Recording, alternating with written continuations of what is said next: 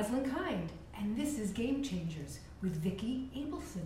She's such a pro. Hi, Roslyn. Hi, Vicki. From the Bronx. From the Bronx. Rozzie from Brooklyn. You know, and my mother's friend, Rozzie and Murray, I can't remember what their last name was, but Rozzie was my mother's best friend. Did she spell it the same way? Rozzzie. Yep. But I have never heard of another Rozzie. No? Who started calling you Rozzie? My sister. All right, I wonder who that is. She tagged me that. She tagged and I love Rozzie? it. I prefer that. I would love to see that on a marquee other than So why not? Roslyn. Well, Why I'm not? working towards it. I tell everybody to call me Rozzie. Okay, so so from now on, no more. It's so much more friendly. It's you know? fun. It's like I'm not. It's like I think of, ladies and gentlemen, Miss Barbra Streisand. It was like it was too regal. You know, I'm too friendly. You know, I have to tell you, I was telling people before you came, I was intimidated to have you come because I've been a fan for such a long time, and you're kind of a royal family of music and showbiz. I mean, from Elliot to Jason to Barbra to, I mean, the whole family is just this, like an American royal family. Well, I never think of us that way. I mean, my sister's a legend. I mean, she's an icon. She's unbelievable and so deserving of it. And I'm so proud of everything she stands for and her values. And I'm right there. But I don't think of us as, you know, somebody said to me, well, you should write a book. I said, why? I said, no. Yes. She said to me, why? I said, I don't think my life is that interesting. Your life is interesting. Your life is very interesting because I've been watching everything about you. I've been reading everything about you. Because before, to me, you are a songbird, and your voice, you freak me out. You give me goosebumps. I was listening to, it's going to make me cry. I was listening to you all day today, and your voice is extraordinary. I mean, you are an angel. And it's almost unfortunate. You're going to make me cry. It's almost unfortunate that you sound so much like Barbra, because if that weren't that, because you are of the same, you are right there. That's the same genes. It's the same genes, but you have your own. I mean, I can tell the difference. I've listened to you sing together, and I can tell when she's singing, and I can tell when you're singing. It took a lot of years to get to that point. Okay, so did you have to make yourself sing differently? No. I became more of my own person. I grew up. I was a kid. You were. You know, and I was compared to my sister at 27 when I was 18. Look at them because you're too gorgeous. Well, hello, gorgeous. I'm sorry, I can't help it. That belongs to my sister. No. Can you think of something else? Yes. Adorable. You're beautiful. You're beautiful. And she has yellow hazel eyes, which is crazy. They are. And I can see that they are. They're they're cat's eyes. They are cat eyes. Did your mother or father have those? And my mother was blue. My sister was blue. My brother was blue. What? And my father was hazel. Not yellow hazel. What did your father do? I don't know anything about your father. My father came, he was born in 1893. I'm Wow. a late life child, and I'm the product of a second marriage of both. Right. So my father was 57 when I was born. Okay. And so he came here from Tsarist Russia, from the pogroms, and his father, when the father came over and everything, they were tailors, and he even had to stand up and fight mobsters off who came up and were threatening his father while he was stitching up the clothes, you know. My grandfather was a tailor from Poland. Really? Yeah. Oh my God. He had a tailor shop on 49th. Did he make sure that the buttons were always, whenever I got a new piece of clothing, the buttons had to be sewn on so that they would never come off. But he did that, and then he was in real estate, and he sold cars. Was he musical? No. Not at all? No. Your mother, yes? Yes. All the music came from my mother's side of the family. So before your mother, there was other music? My mother's father, my grandmother, yeah. My mother, I'm getting tongue-tied, we're talking so fast. I thought I talked fast. We're talking so fast, and I love the fact that we can talk like water in New York. My maternal grandfather was a cantor in Russia, but he didn't follow it through when he came here. My father was a cantor. All right, this is, you're Well, totally free. There's the connected design here somewhere. You're There's freaking me connected- out. You're I'm freaking me right. out. My father, because there's so much similarity that it's bizarre. Maybe because when was your grandfather, your father? My father was a tailor, but my father was He a was cantor. born, He was born here. He was first generation. He was first generation. Okay, so your grandfather did not sing. My father was a singer. My father was in the Catskill Mountains, an MC, and could have presented you, but you were too young. He was done by 73 or so. Oh, I was already in the business. Yeah, well, okay. I was in the Catskills. Are you kidding me? I did Kutcher's. I did the Concord. Oh no, then my father introduced you. I did that Italian place too. There was an Oh Italian, yeah, and Mount Airy Lodge. No. What? What was it called? They had the waiters were wearing striped shirts like a gondola guy would have. What the heck was that place I don't called? remember the Italian one. Does anybody out there remember? Okay, so we're live. So people, Pete, if anybody tells us, it was an Italian place in the Catskills. An Italian getaway place. Okay, so Linda Apsey. Linda, hi, you should know the answer to this. Hi, Linda. I just remember Mount Airy Lodge from, that Mount Airy Lodge from Poconos was Italian, I think. The Poconos? I don't know. I've never been to the Poconos. Really? I never went to the Poconos. Okay, I did that the second go round. I heard about it. I heard Mount Airy Lodge. I heard swimming pools with heart shapes. Yes. I've never been. But I didn't do that with my father, but my husband was a comedian and he performed there. But that was much later in the 90s and stuff. Okay, so you did the cat. So then my father definitely must have introduced. Oh, then he must have introduced you. That's crazy. So, but you were young doing that. Well, I was young when I started. Well, kids start even earlier today. I mean, let's face it. I started doing demonstration records for my sister's publishing firm when I was a junior in high school. Oh, so I would, you know what that is, demo records. And yeah, of course. Those of you who may not know, it's when you record a piece of music. Face there. Oh, over here? Or oh, over look, there? all these people. Oh my God. Look at everybody saying hello. Hi, everybody. I sang the song that was brought to the publishing company that they agreed to publish, and I would sing the song, go in the studio, and they would in turn send that recording to other artists to see if they would like to do it on their records, on their albums. So that's what I did. That's how I broke into even getting easy in the studio. Until I finally auditioned, and one of the people I auditioned for was Harry Jenkins at RCA Records, who was also the guy who signed Elvis Presley to the Oh my God. Okay, now is it true that this cannot be true, that you cut your first record like on the day you graduated from high school? It certainly is. Oh. I didn't finish it. I started it. That is crazy. It was Pomp and Circumstance at 9 a.m., 12 noon. I was at RCA Studio B before it moved to 6th Avenue. It was downtown on 23rd Street or something. Yeah, very true. God, I lived on 24th Street. That's crazy that you did that right out of... What high school did you go to? Well, I started out at Erasmus for 9th grade. Then we moved to Manhattan, so I went to private school for 10th grade. I didn't like it because it was too uppity and progressive. So I went to Julia Richmond, the country school, which was the higher grade kids with the higher grades. And I graduated from Julia Richmond. Was that an all-girls school? No. Where was it? On 67th, between 1st and 2nd. Oh, wow. Or 1st and 2nd, yeah. I used to work at Maxwell's Plum. Do you remember Maxwell's I Plum? I do remember Maxwell's Plum. Yeah. Probably waited on you. I waited on everybody at Maxwell's Plum. That was like the place to go. Yeah. So, okay, so you're recording right out of high school. And you have this big shadow over you. What shadow? That big shadow over you. So were you fearless? What was that like for you? Well, you see, I never really thought about comparisons. I never thought. I love to sing. I mean, the first song I ever sang, and I've said this many times before, is that Davy Crockett, King of the Wild Frontier. That was the television show. I love Davy. That was the first song I ever sang. But I always listened to music. But did you study? You know, it wasn't until later that I took a couple of classes, but it made me hoarse, so I stopped. You know, it's crazy because breathing developed just on its own. Your voice is so extraordinary that it's hard to imagine that you did that without training. But if you had trained it, it wouldn't sound the way it sounds. Because it's real. Yeah. You know, somebody said to me, stay away from, so what was it? Even Luigi said, watch, learn the moves and this and that, but don't get overtrained. Your heart is what should be the moving factor. Okay, so now I love this about you. I love the fact that you talk about unconditional love a lot, and you talk about coming from love, and I'm a total, that's my deal. So were you always spiritual in that? Was your mother spiritual? My mother always, and she always lit candles every Friday night. We observed the Jewish holidays, everything. And my father, they separated when I was 4 years old, but it was always understood that I needed to know my roots. I went to Yeshiva Rambam in Brooklyn for my first couple of years in school until I switched over to PS 269. and then PS 89, and then Erasmus. I went to PS 83, and my father taught yeshiva, but not in Brooklyn. Ah. Oh, yeah. So yeah, that was on King's Highway, and the guy. I remember the guy. The bus Do you speak Hebrew? Can you read Hebrew? I can follow.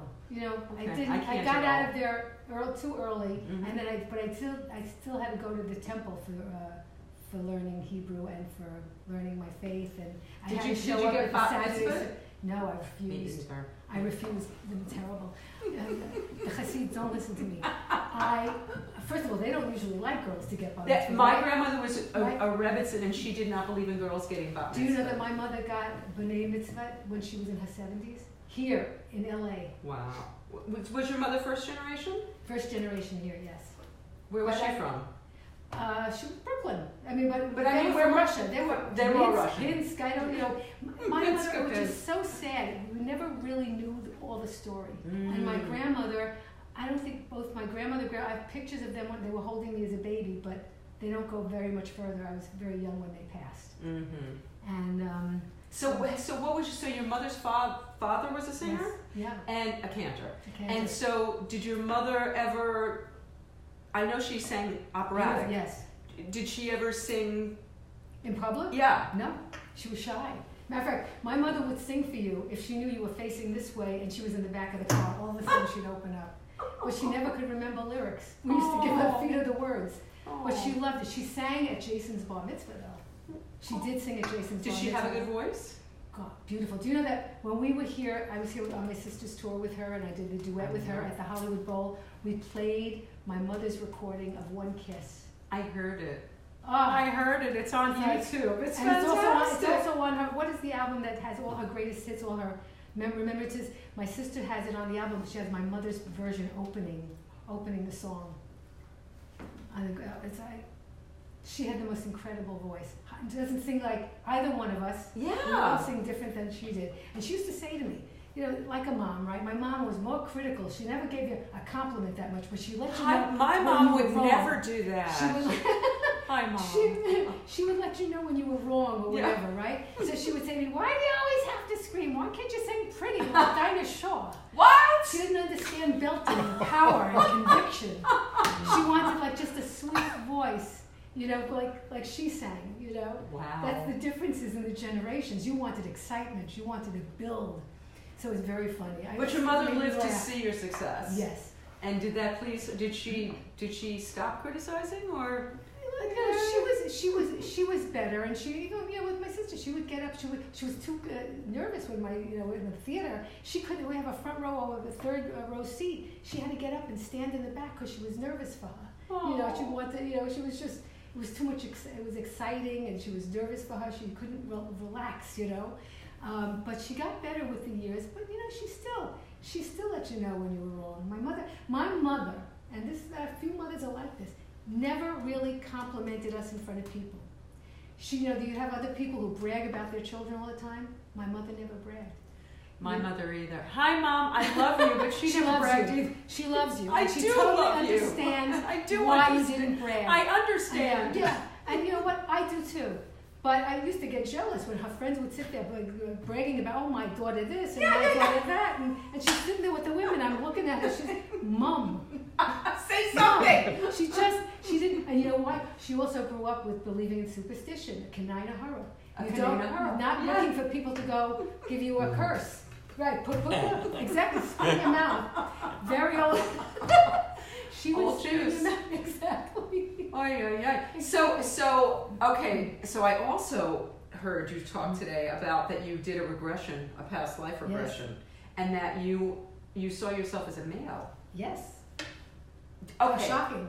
All right. So that I'm really into this, and my best friend is an astrologer, psychic. She's told me about a past life of mine, and my mother was the queen. I was a princess. Oh wow! But I died in childbirth very young, and I've spent all these years, all my lifetime, trying to find the prince that I lost it. Yeah, right away. Wow. So did you go back to any other lifetimes or just that one? No, just that one. Yeah. But I was really interested because I loved what you said, that you had this great love. Tell the story.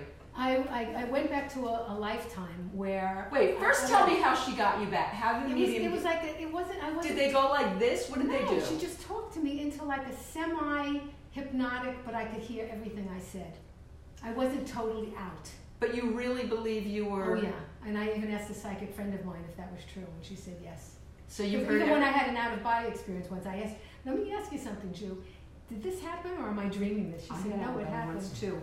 It happened." Okay, all right. So it was when I was meditating a lot. When I first got into meditating, and what got me there was that I had a lot of ups and downs and side moves. I had a marriage that failed. I didn't understand this. Was not where I was looking to be. I always wanted a good marriage. I wanted kids. But my road was taking on other directions. And so I was like, you have to look. Her eyes are so gorgeous. I'm going to make her keep looking at you because you're mesmerizing, and I'm getting it all, and they need to get some of it because you're too beautiful. No. You're amazing. Oh, please. No. Thank you very much. No, I mean it. Still your eyes are amazing. Compliments. I know it's hard, right? Yeah. As soon as somebody says something nice, I have to tell them why they're wrong. Right? No. Yeah, I'll say somebody over the show, but did you hear that note? That clink of that? Did you? I'm the first one to point that out. Of course. It's a ridiculous thing, but I'm learning to change that a little bit. But anyway, so where was I? So you're telling a story about the regression. About the regression. So it was kind of like a hypnosis, but it wasn't. I heard everything that I was saying. Mm-hmm. So I went back. I missed my whole birth canal, my whole birth experience, everything. I totally bypassed whatever other lifetimes I might have had and went to this one particular lifetime where I was a man with a turban and pantaloons and sandals, and I lived in a stone hut, and I was by a serene lake. Wow. And I was so in love with this woman. And there was another gentleman who was in love with her too. And this particular afternoon, we decided that one of us had to win her. So we had a duel, and during the course of the duel, you know how sometimes you see that even in movies, unfortunately, she accidentally was the one that got killed. So. And you saw this playing out in your mind? Yeah, I couldn't believe it. I was like, oh my God, I'm a man. I was like. What'd you look like? Did you look like you? You know, I didn't even pay attention to that. Right, right, because there was too much going on. There was too much going on. I didn't really look. I just saw the circumstance and the surrounding. And the fact that I was a man. Wow. But so all these, when I came back from the regression, which, to understand, I mean, she asked me word associations with the regression, and it was like world, harmony, peace, universal love. Oh. And what this came to mean to me was, even though I thought I'm looking for this one love, that's really not what it was. It's that I'm here to bring the world together. I'm here to help heal. I'm here, universal love, unconditional love. And I wasn't even there yet. How many years ago was this? 1984. A long time ago. Yeah, and it was a time when I was really meditating a lot and reading books about psychic phenomena and life after death and other people who have come through and channeled people. I read books, So I was totally in this, and I talked to people. I could talk for hours to people who were on the same page. So now, did this impact? So back then, when you got this idea of the universal love and all that, did it impact you then, or did it take time for that to really work for you? The reason I didn't totally understand why that came to me, but in a way I did. Mm-hmm. Because I was always spiritual as a little girl. I always believed in God. Mm-hmm. I always had a smile on my face, even though I was a kid that was made fun of. I was overweight. The kids used to call me fatso. And I went through all those childhood pains too. But I had to grow into that because as I got older and I developed more and more into my own persona, mm-hmm. my own person, mm-hmm. that all of this became richer. And I became, with my experience with my mother, I became more sensitive to the elderly. We talked about that off camera, but we shared that history of our parents having Alzheimer's. I became, more sensitive to that. Did you have a spiritual awakening? Like, did anything happen specifically that kind of pushed you? Because now you're very much into it, and we'll talk about Save the Country. But it's just things in my life. I had readings from other people who told me I was here to be a healer. Mm-hmm. I had worked with dolphins. I met with a medium and there were 10 people in the room being read. I wasn't the only one. She read the people whose spirits wanted to come, were the loudest, that wanted to talk to their people. So there was one girl before me. She had lost her brother, and she was crying because everything she hit her with was so true. Oh, God. And then she came to me, and my mom and my grandmother came through. How much after your mother passed was this? God, this was in, my God. What, like a few years? No, more. Oh. More. Because my mother had come to me before then. She got into bed with me one night. I felt my bed go down, and I went, Mom, is that you? Because my mother's passing really, the thing is that when my father passed, I was too young to be there for him, and I couldn't face it. But when my mom, I promised her she would never be alone, and that I would be there. And the point is that the afternoon that she was fading, and I would sing to her and everything. One day she's crying, and I would say, Mom, why are you crying? Somebody else said to me, because she knows she has to leave and she doesn't want to leave you.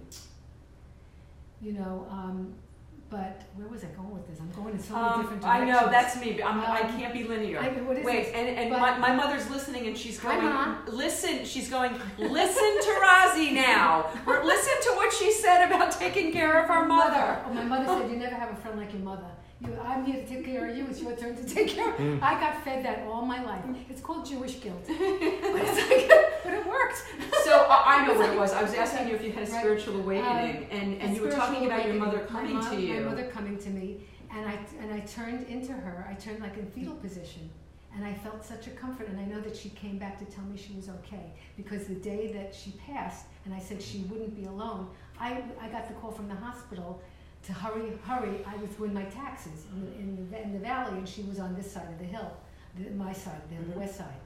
And so I was rushing back, and when I got there, I saw her still breathing, and I was, I made it in time. And then only for the nurse to tell me I missed her by 10 minutes, that was the machine breathing. Oh.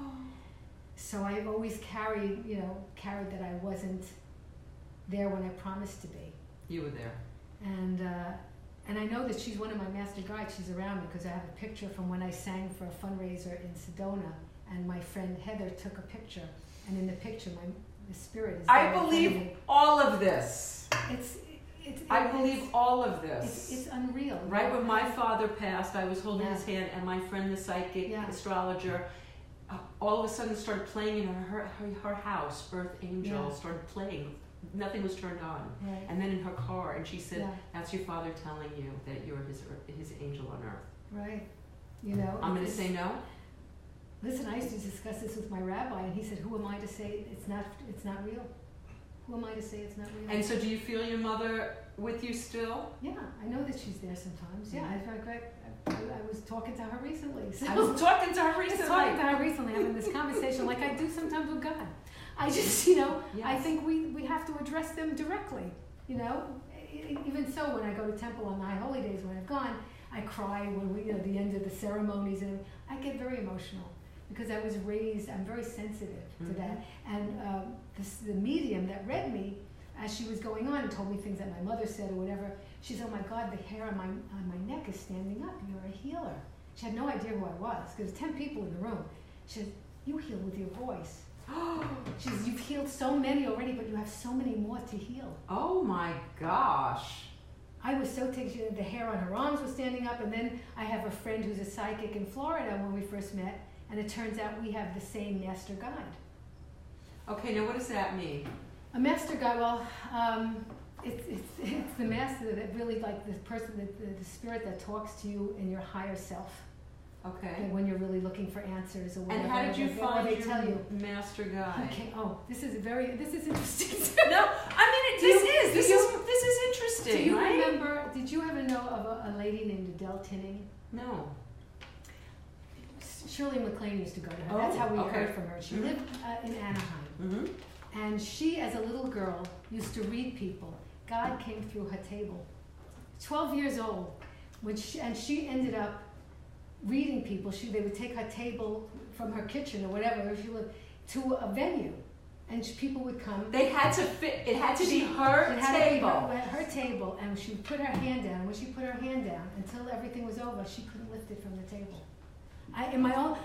the kitchen that we were in, bright lights, sun streaming in, no tablecloths, nothing. And through this table, because many of us got spoken to. Right. My father came through, but my master guide identified himself and spelled out his name. Oh, stop. I can't the take table it. on one side was lifting. So if it was the alphabet, it was A, B, C, D. And if it was numbers 21. And if they wanted to show you love, the opposite side of the table rose up, and like your side came into your, like it's hugging you. Oh my In my God. life, I had never seen anything like this. And she showed us some of her tapes where ectoplasm actually showed up. But she was the sweetest, most like Mrs. Santa Claus, and she had candy all over her house because she said spirits love sweets. Oh my God. Okay, so now, did you know, okay, is this true? I was told that if you want to speak to somebody who's passed over, you have to say it out loud because they can't hear thoughts, they can hear the words. Is that? I haven't heard that because I do speak. I don't say it in my head. If I speak to my mom, I'll say, Mom, please be there. And when I speak to God, even before I go on stage, I ask him to let me be a vehicle to spread his message of love and light. Because people out there need to hear it. Hatred has to stop. People have to love and forgive themselves. And I still work on that every day. Because we always backstep. None of us are perfect. And I love the fact that your message, even though that you have Jewish background and that's your, but you are not about that. You're not about being secular at all. No, it's universal. Mm-hmm. Universal love. We all come from the same universal energy, the light, and it's in every one of us. Each and every one of us have that within our hearts. And if we would look within and see that light, that spark, and forget about color, know that the blood is the same color and that the light is the same from the same source. Can't we learn to love? Can't we learn to understand unconditionally and accept differences and love the differences, because how much it opens you to other cultures? I can't imagine my life not having grown up in Brooklyn where I had Chinese food and Italian food and Irish. So where's your favorite pizza? So we got to talk about this. I haven't eaten pizza in years. I'm always on a diet. Come on. I'm always on a diet too, but I eat it anyway. And I've been on Jenny Craig for a year. I can't lose 5 pounds. I just do my own diet, but it's basically What's your diet? Like veggies and grains and everyone in my body tells me I cheat. Sometimes I cheat a little, but even my nephew says to me, my God, you have so much control. He said, you have to enjoy. You don't let yourself enjoy. If I really, really want something, I'll have ice cream. I'll have a piece of cake that I want to try. But I'll usually say, let's all get a fork. Let's all. It's so hard. For years, I haven't touched the frankfurters. I mean, I grew up on this stuff. The frankfurters on the grill in the window of the deli with the hot sauerkraut. And I mean, it was, and in those days, it was 15 cents. Oh, yeah. And a slice of pizza was about a nickel, 10 cents. It was unbelievable. My sister and I used to go for a pizza, sometimes another place, not the local one. We got the slices. Mm-hmm. But we'd go, just the two of us, and it was a big 12-inch or whatever, 8 slices. We each had 4 with extra cheese. $1.25. $1.25. And did you have like Chinese food on Friday? Because we ate Chinese food on Friday. No, on Sunday night. Friday was Italian food. And my sister worked. Our neighbors were Chinese, and they owned the Chinese restaurant in the neighborhood. Mm-hmm. So she used to babysit for the little girls, and then she went on to become the cashier of the Chinese restaurant. Oh, and so sometimes I would go with her, and when the parents were paying the bill, I gave the kids lollipops, and then after, we would be treated to a dinner on the other side where it was closed, this closed section, and we would eat. And those are everything was family oriented. We had the Jewish bakery, Shenley's. We had Ebinger's. We had the fruit stand. We had the milk. The guy used to deliver the milk. The milk and the soda bottles and the seltzer bottles. What was it in those days? It was Hoffman. Yeah. It was such a different time. Such a different, something, I miss those days. I feel so bad that kids today can't feel that, can't know that. It's not, they don't know about playing outside. That's true. They don't get off of this. No. We were outside all the time. Right. We play hide and seek, potsy, handball, punch bowl, hopscotch.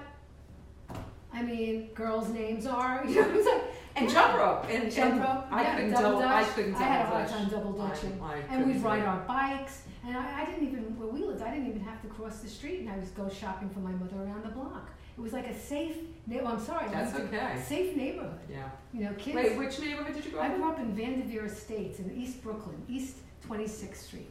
Okay. Flatbush section of Brooklyn, New Street and Newkirk. No Street. There was a really famous coffee shop on Nostrand Avenue that we used to go to. I can't remember what it was do it was like a guy's name.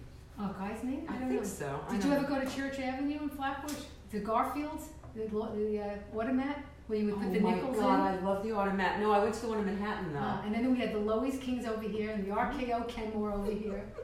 And the college movie theater by Brooklyn College. So where was the first, okay, so I know I heard this, that you were Peter Pan. In third grade. In third grade. So was that the first time you were on stage? No, I did something in second grade. I think I was a ringmaster for a circus. So did you come out of the womb singing? Did you know right away that you could sing? How did that happen for you? I don't know. I never asked my mother. She never said. But it just was a natural thing. When I was of age, I would hear music and sing it. I think my sister was the same way. Those are parts of the genes, the music genes, I guess. So when did you say... She actually wanted to be an actress. Her way of getting to be an actress was through her singing. I love singing too, but I also act. But my singing, so there's a difference. That's interesting. That's interesting. But, and we grew up, obviously, at the same time, the Beatle era, the English invasion, so a lot of my favorite artists came from there, and I used to sing with the albums, but I also loved the Broadway shows. Okay, so how did that, so your mother was operatic. Where did the love for popular music? Playing in the house. We had transistor radios that we played in Carrollton. So who were you listening? What singers would you listen to? Motown. In the English invasion, of course, the Beatles and. No, but the ones that influenced your career, your singing. I loved, and this is not one of those, but I loved. I got to know him. Yeah, got to know. I haven't got to. This is David's Shirley Mountain. Bassey. Shirley Bassey. I love it. When I went to see her. I'm so glad I told everybody else so they can remind me when I forget. That's where Shirley Bassey, I loved her drama. I love when she came on stage with that. And I think I adapted some of that into my performance because I love it. I love the meat. And I may have overdo it at first, but then it becomes part of you or something. Absolutely. You adapt what's right for you from it, but I always loved Shirley Bassey. I loved, Dusty Springfield, Cilla Black, Petula Clark. The era of music. But then when I went to see a Broadway show, which was like when I was in my grade school. Okay, so I saw Oliver was my first show. What did you see? Oliver. Well, it wasn't my first show. My first show was probably something my sister did. But of her course. off-Broadway show, it was like, what was it? Oh God, was it called? The Insect Comedy, which was in the Village. She played an ant. And the Aunt Army, and then she played another. Those were my first experiences. And wow. she did another evening with Harry Stoons. Oh God, I'm forgetting. Diana Sands was in it. May she rest in peace. And oh my God, what's his name? Oh, I forgot his name. He was on Dom DeLuise. Oh my Dom gosh. DeLuise, and he had this song called "I Saw a Bumpy Naked Lady." A bumpy naked lady. And it was all these little vignettes. They were so adorable and so fun. Those were my first experiences. Then I went to the Broadway when my sister was on Broadway, and wholesale and everything. And I learned. I loved the show. And when I learned the album, I would do it. Did you get to go like night after night? Would you? No, I was still a kid. Yeah. I was in Brooklyn. But I would get the album and I would learn all the songs, every part, male and female, and I'd do them both. Even with Elliot, when Capricorn meets Gemini, right across from the Grand Concourse, and it was Marilyn Cooper. I would do both parts. Wow. I would just say, mama, how can I help her find? Pass the other girls by. Though I am wide awake and looking for. We got some song. I just loved it. And then all the other albums. Was she already with Elliot back then? They got together during wholesale. Wow. She got together during wholesale. So she was so young when. Yeah. Wow. And I remember going back to school the next day. And Roslyn's going to tell us where she was last night. It's like, what was that like for you? To have. I was very proud. As a matter, and I said this the other day, and I tell this to everyone. I was the first president of her fan club. Aww. When I was in 8th grade, one day a week, I would take the IRT up into Manhattan. The IRT. And I went to the offices and I answered fan mail and I signed, certificates that you are a fan. And I had to be part. I had to help. But it was great. I was always very proud of my sister. That's wonderful. Always looked up to her. Well, even when I was a kid and we would go to the beach or something, I love being with my sister. And are you guys still close? We've had our parts, you know, because her group is one place and mine was another. We're working in different places, but we are. I mean, you know, the heart center. The heart center place is there. And still very close to Jason, I understand. Very, yeah. And to Elliot. Elliot Gould, for those of you, and Jason Gould, for those of you who and don't to my brother, who's okay. I don't know about your brother. Well, we have an older brother. Okay. Who was a commercial artist. He went to. Did he sing? Institute. No. Not at all. So you don't want to know about him? No, I do. I do.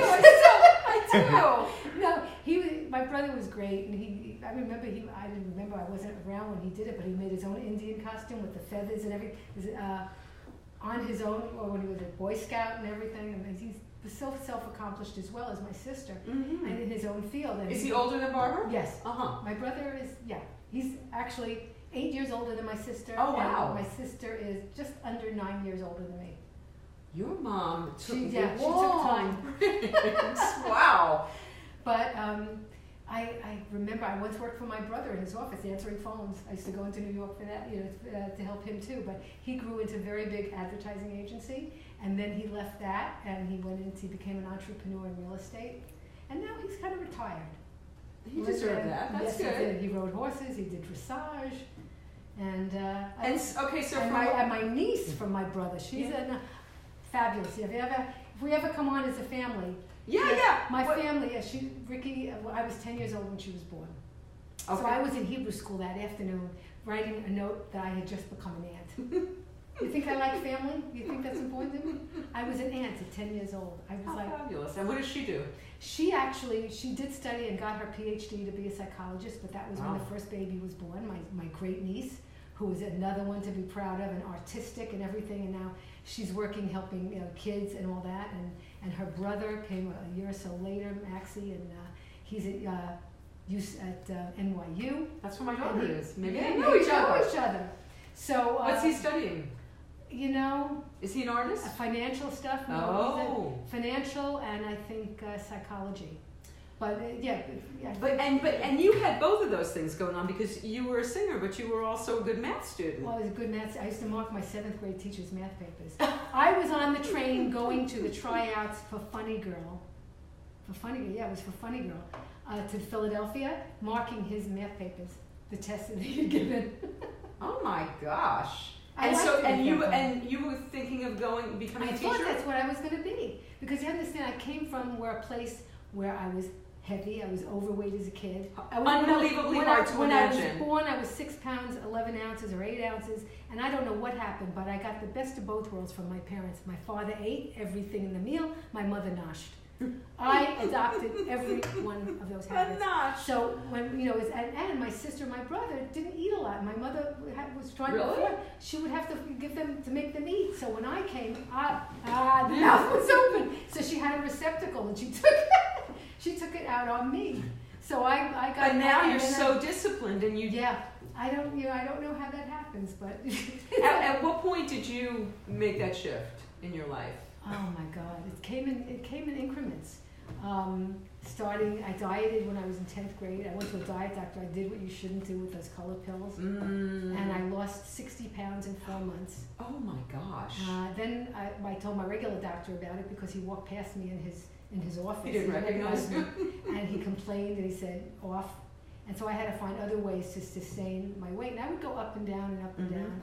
And I went to places where I had 1 meal a day, then I changed to fruits and vegetables. When I moved to LA, I got into an exercise program. I went to work out. What kind of workout do you do? Right now, lately nothing, but I do the weights now mostly, or I walk fast and I'll walk from my house. High speed walk. But I used to do high impact aerobics, low impact aerobics, stretch, step, bicycling. I used to do it all. I ran track at Beverly Hills High at 6 in the morning. Matter of fact, the guys who were planning the California Pizza Kitchen were on the track at that hour in the morning, and my friends and I would overhear them planning the rest of it.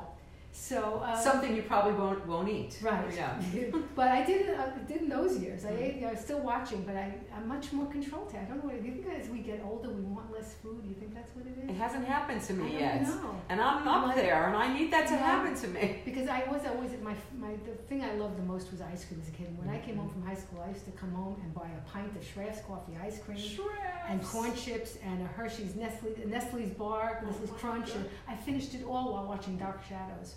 Oh my God, Dark Shadows! Oh my God, I love Dark Shadows. Somebody from Dark Shadows once came to my living room and did Women Who Run. I have to think of who it was. Angelique, one of those women did my thing. Yeah. Oh my God, I love Dark Shadows.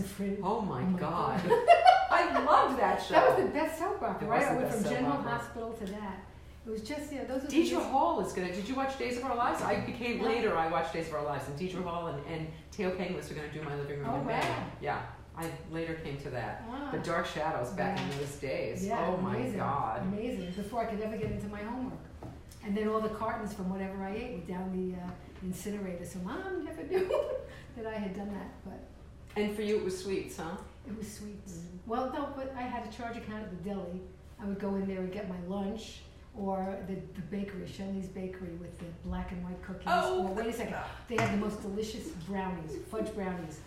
They like kind of like a rectangle and about that high, and it had the thinnest glazed icing on it, and they were fudgy. Oh.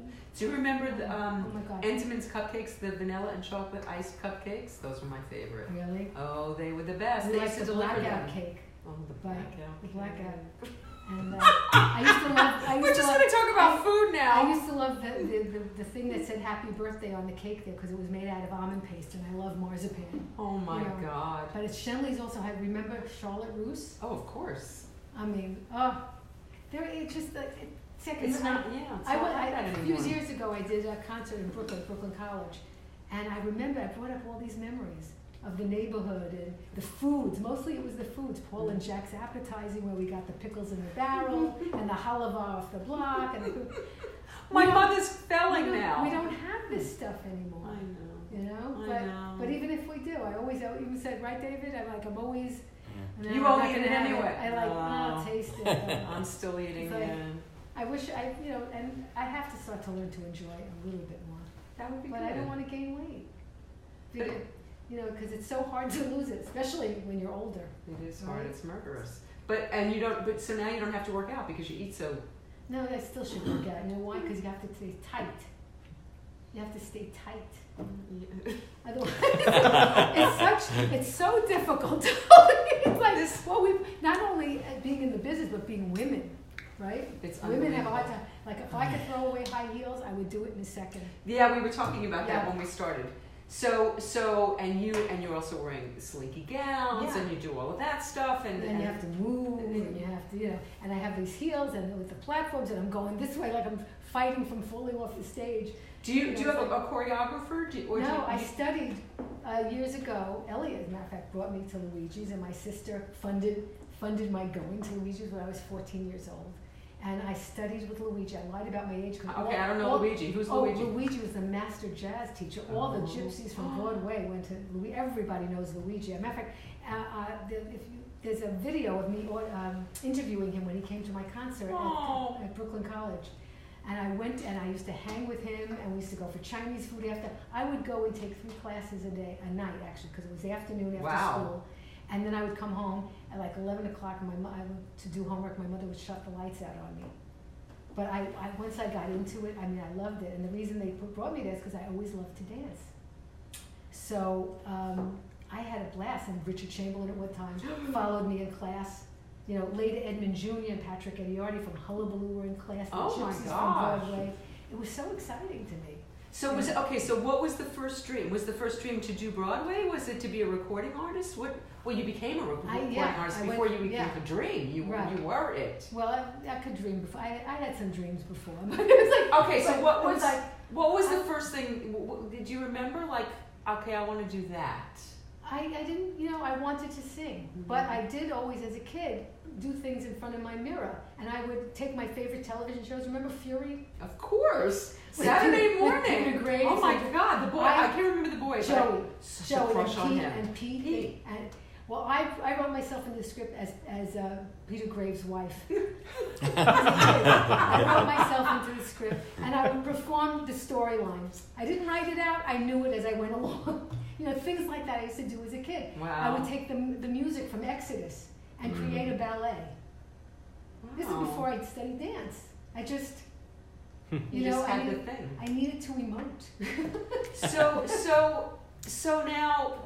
So things start happening for you young. How old are you when you do Ed Sullivan? You're young. I was 18.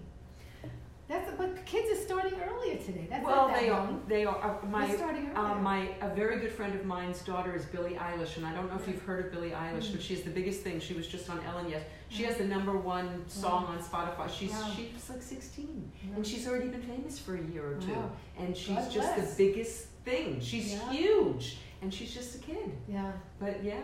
And the thing that you have to worry about that is to know your value and not get lost by people that might lead you astray. She has a wonderful family, a strong support system, and a wonderful brother who had a big career before her, Phineas, who's also, she has good support. That's important. So you had your mother grounding you, telling you weren't good enough, right? telling you what was wrong. But what was it like? Because Ed Sullivan was live. What was that like for you? Scary. And how was he? Was he nice? He was nice. Was he scary? No, he presented himself nicely, but I had a lot of things that happened because I had an agent at the time who promised me to Hollywood Palace. Oh. Although we made a commitment to Ed Sullivan. So I had to even go through like not a trial, but a arbitration. Who's going to get my debut? Oh my! I mean, I was like, who am I that they're going through all this? Wow. But I wanted to get Ed Sullivan, and we did win the arbitration, but then I never got a Hollywood Palace. Oh. But it was scary. It was scary. And I didn't know, you're looking at the camera, and you don't know, am I supposed to look at the light or look in the lens? It's like nobody really directed that. And what song did you sing on Ed Sullivan? Do you remember? Oh my God. I think one time I did Give Me You, which was the title of my album. And what else did I do? Did I do Fool on the Hill? I'm not sure. I know that was on one of your albums. And then there was the third appearance, I did Pearly. Oh. I love to sit and hear him dream. He tells it like a story. He talks about a better time, happy days and glory. No more. It's like, I don't even think I was in the right notes there for a minute, but because it's so far back in my memory. Wow. But that was my. What was it like? Did your life change when you did it? Because everybody watched Ed Sullivan. We all watched it. And you know what? That was the day of the big blizzard in New York. So for me to even get to the Ed Sullivan Theater, I had to. That was in the '60s, no? That was Yeah. It was 1969. I remember that. It was February 9th, 1969. Wow. I walked from our apartment on 57th Street between 8th and 9th to the Ed Sullivan Theater because you couldn't even get a cab. It was frozen. Wow. And people were stuck in the subways. Wow. And then the ones that were stuck at home were going to watch television, right? Of course. So, So, I mean, it was exciting. Was it life-changing? It's so funny because I once was interviewed by somebody from New Yorker magazine, and she was like, she didn't believe that I was so level. Like, how aren't you like this? And I just never let things get to me that way. I was excited, but I took it in my stride, and I don't know if that was good or bad. Well, but I was happy, I was excited, but I didn't get all, but it was so funny when I went to San Francisco for my first club date at the Hungry Eye, Enrico Banducci's Hungry Eye. And we went out to the coffee shop after, and a waitress said, "Oh my God, aren't you that Roslyn Kind, that Barbra Streisand sister, that Roslyn Kind? Roseland? That's a dance place." But it was funny. It felt nice, but it was a lot of it was getting used to it. I don't know. I never let that eat me up alive. I always, and I attribute that to my spirituality, because there's nothing more important than above, and whatever came my way, I figured is a gift. But at that time, I had no idea that I was supposed to heal or anything else. And my life, these years, have become so much about that. So tell me about that. Tell me about how that manifests in your life today. How do you channel that? In my music, when I perform, I can look at. I have a gift of a certain amount of empathy that I can sense when people aren't happy or going through something. I'll say even to a friend of mine who's like covering it up. I said, "What's wrong?" I mean, it's just empath. And I look out at my audience, and if I can see eyes from the people in the first row. Can you see people? So when I can, I look straight at them because I like eye-to-eye contact. Wow. And I just, I don't know, I want to look into their hearts. I want them to feel my heart. I don't believe in working at them. I want them to be part of me. And you do a lot of exchange with your audience. Yeah, I do. I talk with them. I kibitz. I kibitz. Am I too Jewish? No, I don't know. I am. I'm so Brooklyn and so Jewish. But the important thing is the love. The love. So how did Save the Country? What made you? All right. So we were talking before the show started about where you were when the election happened and how that impacted what you're doing, because you were not political in the 60s. I was not political in the 60s, and the first time I did this song was in a New Age show that I did in the 90s. Oh wow. It was all about. Well, I was a huge Laura Nyro fan. Yeah. Were you a Laura Nyro fan? Oh yeah. And I knew it from the 70s and during the Vietnam War and the kids in the colleges picketing and but I wasn't part of it. I was still young. I was not part of the scene, but I was very much aware of it. Okay. And and my second album too had a couple of things like in the year 20, Zager and Evans, take me down to the back streets, taxi man. Take me down low. I want to find me some hawks and conservative. I don't know why I did it, but that was on the album, which is. I don't know that song. It was very political. But I really didn't get with the conscious attempt at doing. But so that you let so things. I started to go with the flow. Things that came into my head that felt it was right. So I was doing a New Age show, which was about. Because we had problems then too, people with not getting on and trouble in the streets and stuff, and I just wanted to push. First of all, you have to love yourself. So but that's the hardest thing to do. I know, and we all backstep from that. We all backstep, and I pray every day to forgive myself and to forgive, to learn to love yourself. And if you can learn to love yourself, you can love another. So my show is about love with yourself, loving yourself, love with another. Even I had a story about a gay guy who was a cross-dresser. It was a story so touching. And country to country to, I just wanted everything to be a melting pot, everybody to get on, to understand, to become one. Even with your understand the differences and love each other with the similarities as well, but not to hate or give people a chance or whatever. And so that show, when I did it, it was like 1990 or something, 91. It was too early. I did it at the Roxy. I broke it in at the Rose Tattoo, and then I did it at the Roxy. But I think it wasn't ready. Nobody was ready for it yet. And I've been now recording a new album, and few of the things are in my new club act.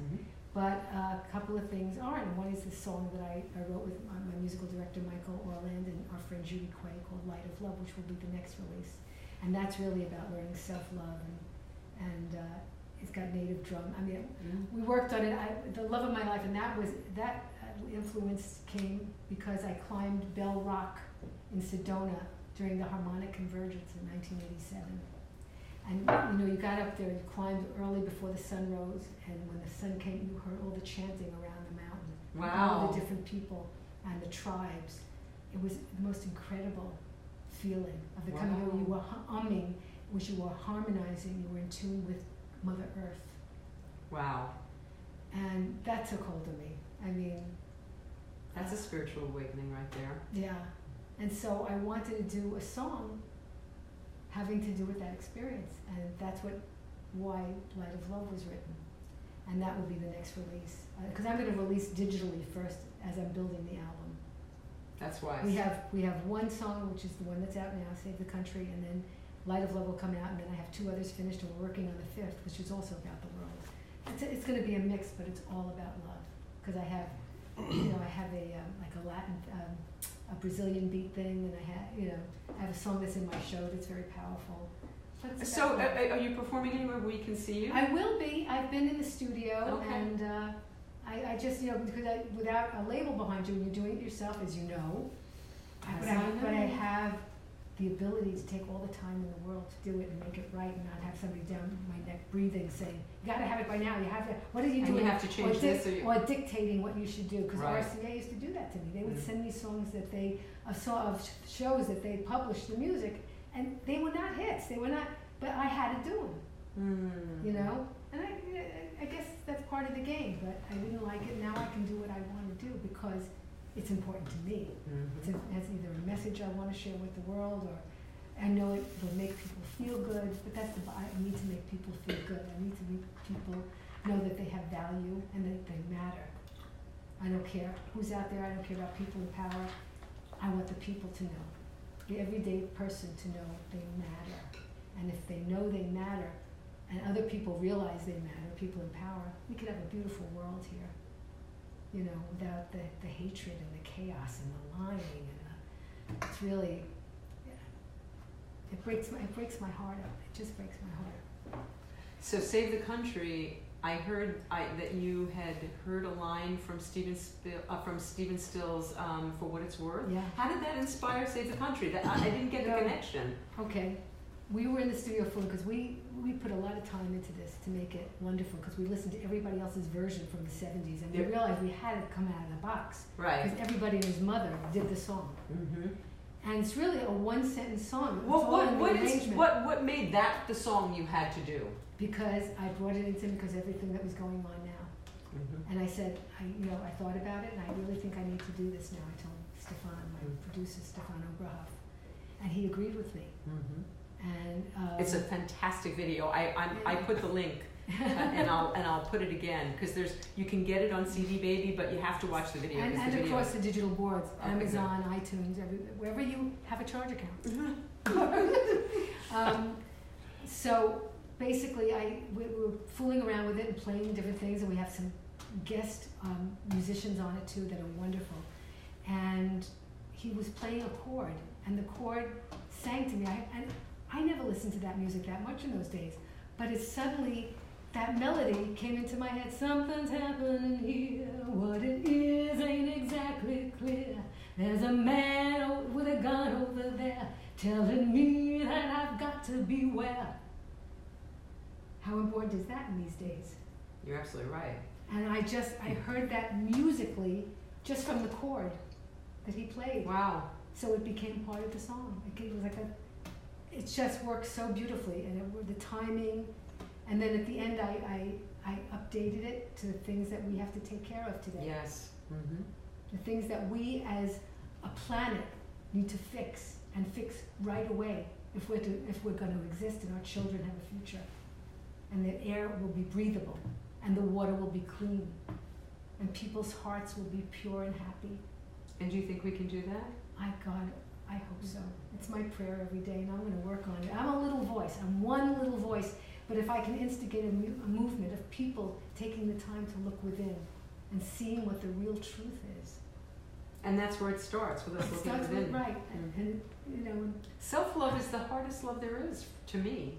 Yeah, because I'm my worst critic. And everybody says to me, "Why are you so hard on yourself? Why are you so hard on yourself?" So I know that is a factor, and probably every one of us are like that. So we should all take that as a group and realize we have to work on it. And are there ways to work on it, Pete? I didn't even ask you if anybody has any questions. Are there ways to? Are there any questions, Pete? Yes, somebody would like to know if anyone is going to eat those strawberries. You can eat strawberries. They're good for you. Oh wait, I'm looking. Wow, there's a lot. There's so many comments. And really, does anybody have there's Linda Apsey. Hi, Linda. What did she say? Linda says, "My mom did the same thing with me after she passed. I felt her next night like spooning, comforting me." Wow. So, she says, "Hi, David." Hi. Someone said the Jewish-Chinese connection is strong. Linda. Especially with food. It's very strong with food. Wait, I'm looking to see Flatbush. All right. I'm not seeing questions. Are there more questions, Pete? That's about it. There's a lot of comments. A lot of comments. A A lot of people really, really excited. Yummy. I love. Somebody said, "I love dark shadows." Oh God, those were the days. Oh gosh. So remember Ebingers? Yeah, we are all quelling. Ellen Weiss, we're all quelling. Thank you, darling. Deborah Goldfield, hi. So Ellen Weiss, yeah. Sharon, hi Sharon. Sharon was. And my fan Robin, she said, "This is awesome." Hi Robin. Hi Elizabeth. Those are my fans that go everywhere. I love that. It's so great to have their support. It's so wonderful. So how did Broadway happen for you? Because that hits very close. My daughter's trying to do that. Yeah. What was that like? Thrilling, crazy? No, it came at a time. Well, I did. Oh my God, what came first? Broadway? Yeah, I did theater in Calgary, Canada. I played Ellie Greenwich and Leader of the Pack. Oh wow. I did a play here in Los Angeles called Ferguson and Taylor, which was like Mottle and Cycle come to America, and that was fun because I had like a Lucy and Ethel scene with a gypsy where I'm like slinging the chicken. Remember the stories about you go to a gypsy and they tell you a fortune, but they have you sling a chicken or something and they cut its throat. My mother once had that happen. Wow. And she ran for the hills. She was so scared. But in our story, he accidentally got my finger and I screamed and it wasn't part of the script. Oh my God. But so I had that funny scene in there, but it was very, very heartwarming. We had a gypsy, we had Nathan's Hot Dogs. Did you sing in there? Oh yeah. Oh it was yeah. A musical. Oh okay. It was a musical. Mm-hmm. It was supposed to go to Broadway, but it was at the same time as Rags.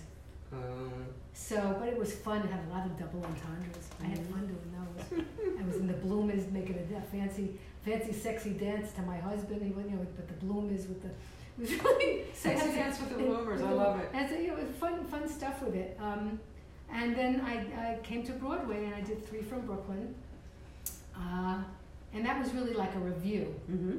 And it came to me through an agent in Washington, D.C., where I had done a performance. And these people, I don't know if he went after them or they came after him, but he asked me if I wanted to do it. And so I decided to I said I would do it. I don't even think they auditioned me. I went to New York, we did something for backers or whatever. We sang some songs. And then we opened in October, I believe, of 92. Is it 92? Yeah, 92. I don't know if it's 92 or 93. I think it was 92. 92. The end was toward the end of 92. And we played through December into maybe the first week of January. It didn't take off as much, but the audience loved it because it was again about Brooklyn and all the stuff, all the subways and the home. It was a lot of, but it was exciting. Well, it had to be thrilling. And it was had to be thrilling to the do Helen Hayes Theater. Oh God! And to do Carnegie Hall and just all these venues that you play, doing the Hollywood Bowl. I mean, that has to be great, fabulous, and the sound is incredible. Oh my gosh! And the orchestra. Oh. So you waited a very long time to sing with your sister. Very long. And you did that on purpose? Well, I think I believed that I really had to establish myself in my own right before that could happen. Also because I have to feel better about me, that it's me doing it for myself. And then I'm adding something and she's welcoming me onto the stage with her. Because you bring something special to it. She's not doing you a favor, is what I'm saying. No, but she was able to bring her little sister on stage and we could share a moment, which was wonderful. And so what was that like the first moment that happened in the first audience that here's Roslyn Kind, my sister? It was incredible because the audience really reacted. And a lot of people were saying, because I used to get questions, when will you two sing together? There were a lot of people looking for that. And so there was a lot of thrill behind that. When I walked out from the rafters, 20,000 seats. Oh my God! I had never worked anything like. I would never. To this day, I don't think I know I wouldn't feel that yet. But to see them yelling out your name and with such love, and to be there with my big sister. Oh my gosh! And then Jason. I mean, it was just, and we traveled as a family. We shopped. We ate, obviously. We went to theater. Did you eat? Yes, we ate. Does Barbra eat? Yes. Okay. We have a timely question. Yeah. Let's see. What about you and Barbra and Jason doing an album together? I would love to. I don't know if that'll happen, but it would be great. A family album. the family album. Yes. Remember, like the Kennedys did? Yeah. Or the Partridge Family. The First Family. The First Family. That would be lovely if it should happen. Wow. So you played that huge, and there's all this documentation of it. It's all on YouTube, and it's so beautiful. I mean, I can't watch the two of you without crying. It's just so emotional. It's so beautiful, and it really is interesting that you can really tell where one of you stops and the other one starts, but with equal power. I mean, it's just amazing. I'm a little lower. I'm a lower range, and she's higher. We kind of go down the piano. My mother was the highest. Then Really? my sister, yeah, and then me. Although my sister sang some of my mother's notes, and I think I sing some of my sister's, but I am a low, and I loved when I did Save the Country because I did it in my lower range. I had such a great time singing in my low range, you know. Yeah, you've got that bottom. You've got that bottom. You're not Gorgeous. kidding. I got No, you don't. You're like a wispy thing. Oh, and you're like petite and yeah. Have you taken voice lessons? I only took one lesson once from an opera teacher, and I got a sore throat from him, so I stopped. My breathing just adapted over time. It got better and better. Didn't you have to learn how to do that? You just have to breathe in deep. It goes down. It doesn't go here. It goes down here. You know? It just came naturally. And the basic thing is what I was taught, and what I live by is that if you sing and believe your words and sing from your heart, everything else works. You know, I was just having this conversation with somebody because there are singers who have incredible instruments, and they can do all those runs and all those fancy things. This is missing. But it's not coming from the kishkas. Right. And if it's not coming from the kishkas, it doesn't mean anything. Right, exactly. All of that, all the heart is what means everything. Yes. If you're singing empty words, it doesn't do it. You can't teach that to people. You have to feel it, right? You're usually born with it, but I don't want to put any judgment on anybody. Did you guys use, when it was the three of you in the house, would you all sing together? Did you sing together? My sister taught me how to harmonize. Oh, really? On Row, Row, Row Your Boat when I was little. We didn't do it often, but she did teach me that. She also taught me how to cha-cha and mambo. Remember those dances? Oh, well, yeah. Gone are the days. I remember them well. Oh. So you're working on the rest of the album, and they are still called albums, by the way. They are still called albums, yeah. And vinyl is making a big comeback. Yes. Yeah, it's huge now. So you're doing cassettes. You're going to release them one at a time. Yeah. People can find this stuff on CD Baby, iTunes, Amazon, all across. There's so many digital sites I never even realized, but I hit every one of them. They should be out there. Spotify, they all have it. iHeartRadio. Excellent. Should be able to get it. And so right now they can get Save the Country. Is that the only one that's out now? That's the only one that's out now. And, it's fantastic. And take a look at the video. You have to watch the video. The video is a very important message that I would love everybody to take into their heart. So moving into the coming election, is there anybody that you feel good about? Do you know Marianne Williamson? I've met Marianne. I met her once. She performed in the living room. She read from her book. Yeah, I love Marianne. Yeah. When she was running for Congress. But the odds does she have a chance to win for the presidency? But her message is important because she's spreading love. Right. That's what we all have to do. And what I want in the Oval Office is somebody with brains, intelligence, and heart, compassion, empathy. Knows how to talk to people. Were you a Hillary fan? I was a Hillary fan. I was a Hillary fan. Yeah.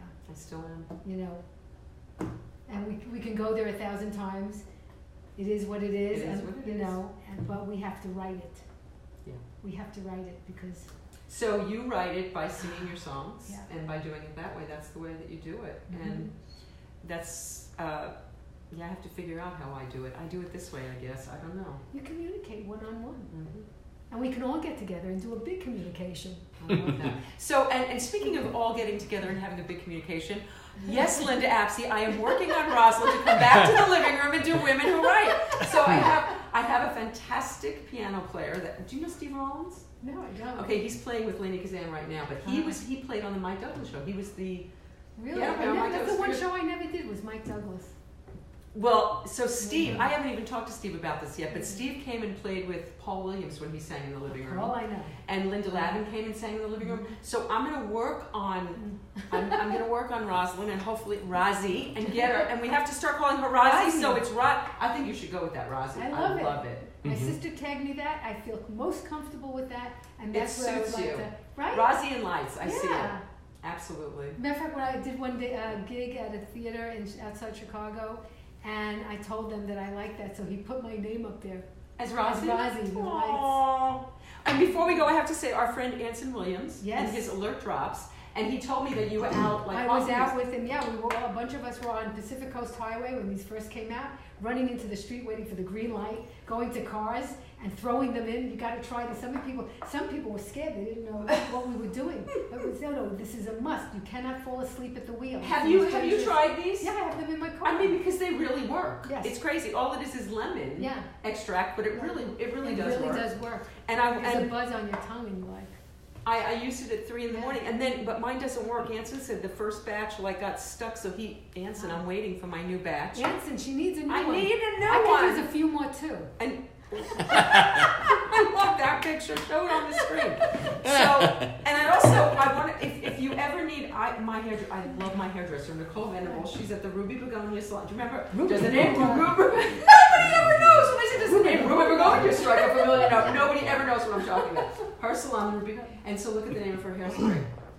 Hair Crush Love, fuck off, that's her hairspray. But she's fantastic. She does everybody. She does Megan Mullally on William Gray. She does all the shows. And Nicole Venables, my hairdresser, I love her. She's fantastic. And then my angel, I have an angel, Rick Smokey. If you ever need anything printed, if you need anything, he is the best.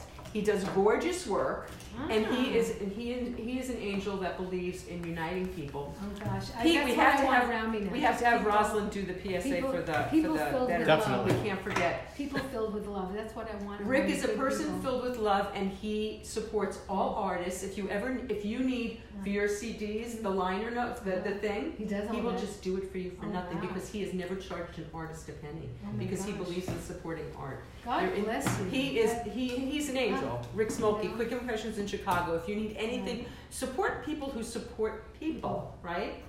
Yes, we all come together. Speaking of support, we can make it happen. You have an interesting question. Yes. Would you ever leave singing to just do healing one-on-one as an empathetic? You know, somebody raised that to me. Music is very much a part of my healing. It's the voice, and I'm going to meditation again. I've been doing a lot of heavy. What kind of meditation do you do? I go to a place called Unplug. Okay. It's in Santa Monica and West Hollywood, and they have all kinds of meditations with crystals, with oils. Sound baths are my favorite. Sound baths with the instruments. That? The crystal bowls can be flute, guitar, synth, with the binaural beats. They're frequency beats. It's very important that we kind of have to move with the flow of the earth, and we resonate to 528 and 432. What? These are the healing frequencies. I know nothing about this. This is new. As a matter of fact, I'm going to be transposing Save the Country and the rest of my stuff to 528. Do you know that? I don't even know what that means. What does that mean? That John Lennon wrote Imagine in 528. Well, okay, what does that mean? It's a frequency that resonates with the earth. We are all tied to the earth, and we should be resonating with it. And there are healing frequencies for calming and relaxing and finding center and healing your brain, your physical, your emotional. That? Because not enough people know yet, but we're going to get it going. Wow. We're going to get it going. And it's very important.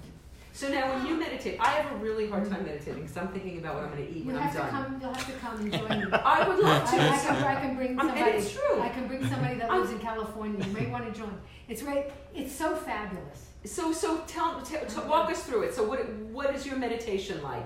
Is it guided? Is it quiet? Some of it is guided. Some of it is quiet. Some of it is just the music and the beats. And do you really go?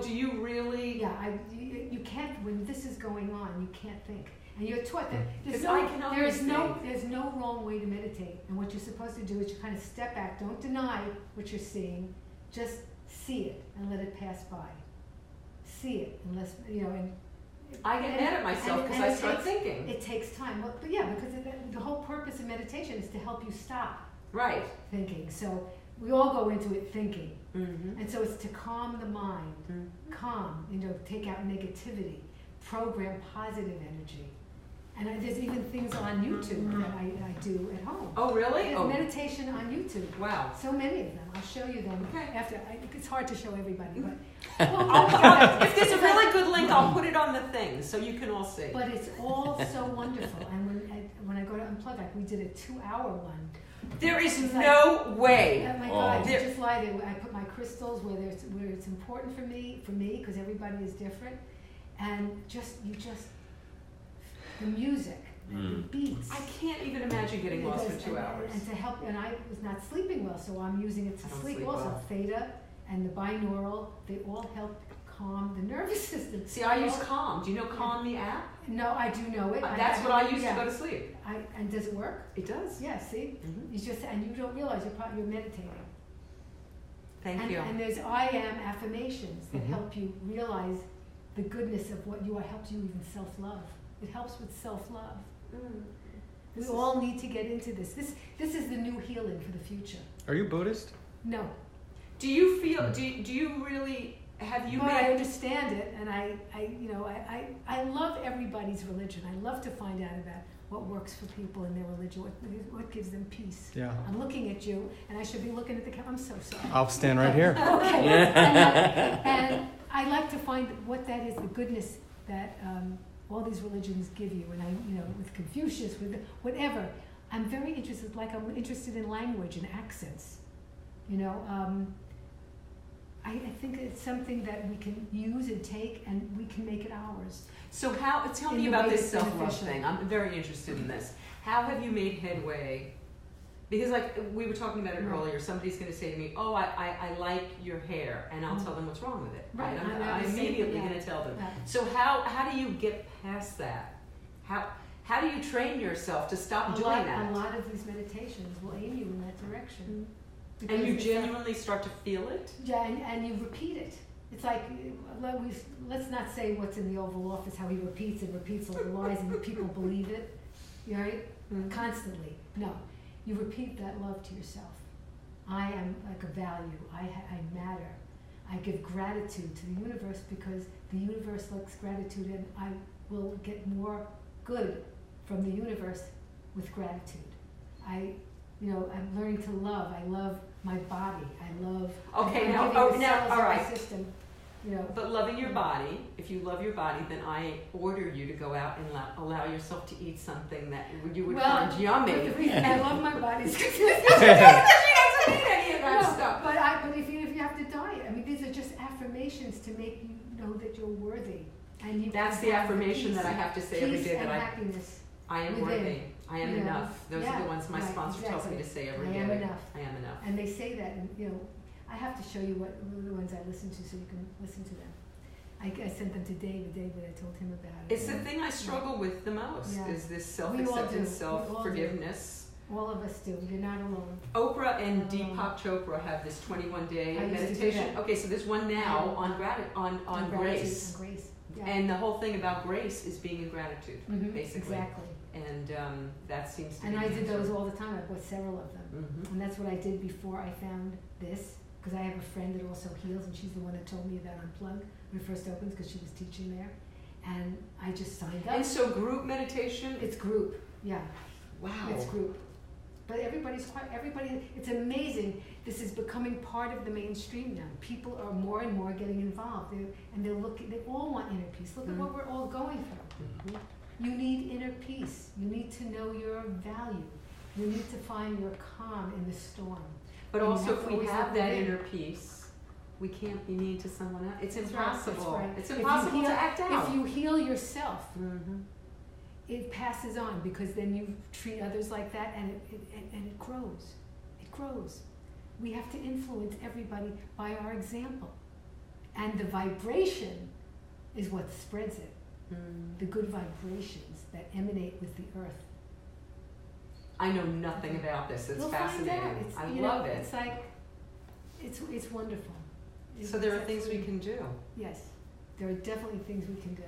Well, I love it. Everything that Rozzie, I'm not going to call her Roslyn, everything that Rozzie passes on to me, I'm going to put in the liner notes so that when you come back to the show, it'll all be there, all the links to these fabulous meditations and places to go in LA to do it. What's it called again? Unplug. Unplug. And meditation, yeah. And the link to Save the Country, you have to watch the video, but then you have to download the music and you have to support an artist, because that's what we do, because now she's an independent artist and we all have to support artists, and especially with a healing message. Thank you so much for doing this. I've loved every second of it. You're gorgeous and your soul is beautiful. And David, thank you for accompanying. David Zimmerman, come say hello. So, and Pete, you haven't come around. Pete, where are you going to be this weekend? Here's David Zimmerman. Such a great guy. Well, look at all this. It's a love fest. It's a love fest. Oh, hey. Bob and Carol and Ted and Alice. That was Elliot's style. Oh, my You have God. to give hugs. You know, hugs matter. Absolutely. People don't know. That's why I'm so upset with what's going on with Joe Biden, because to me, I know the difference between an uncle's hug and something that's trying to get. Do you think that he was doing anything inappropriate? No. It didn't look like that. It looks like a kiss on the forehead. Yeah, he's and touching. It's Right. I mean, that's affection. affection. Yeah. We And gotta I- have so that. you I'm not have offended to. at all That's right what now. That's what we all do Yeah. in meditation. I mean, it's like you hug. It's like it's so beautiful to have that kindness going. No pun intended. But I mean, you know, it's just it's universal. And let's all do it so it feels good everywhere we go. All right, Pete, I'm letting you give a plug for your show this weekend. Go. I'm headlining the Avi Casino in Laughlin this weekend, and from what I understand, the tickets are going like crazy. All right, nice. Terrific. Excellent. All right, so with us all here, we're going to say goodbye. And thank you so much. My pleasure. And thank you for coming, Dave. Oh, And thank you, you. Pete, for doing this. Absolutely. And we'll be back next week with Rob Bonfiglio. Rob is the musical director for Wilson Phillips. He sings with Brian Wilson. He's extraordinary and the nicest, loveliest. He does all of this stuff I was telling David earlier. He does all of this stuff for Wild Honey, which is a foundation which supports autism and raises a ton of money. And Rob was the guitar player of their event last month. And he's a fantastic person, very easy on the eyes. It will be easy for me to do.